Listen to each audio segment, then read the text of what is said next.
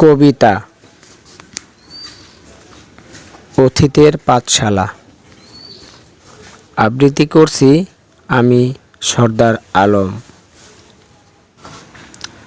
হাঁটা চলায় গতি কমেছে, হাঁটতে পারি না এখন। দৌড়ে আমি ফার্স্ট হতাম জোয়ান ছিলাম যখন। খেতে পারি না চিবিয়ে এখন, দাঁত যে নড়ে বড়ে। শক্ত খাবার খাওয়ার জন্য একদিন যেতাম লড়ে। দূরের কিছু কাছে দেখি না, চোখে দেখি কম। কাছের কোনো জিনিস দেখতে বেরিয়ে যায় যে দম। মাথার চুলের সিঁথি করতাম, ছিল কত ধরন। এখন শুধু বাকি আছে আমার যে তাই মরণ। আগের মতো গায়ে আমার নেই যে কোনো শক্তি।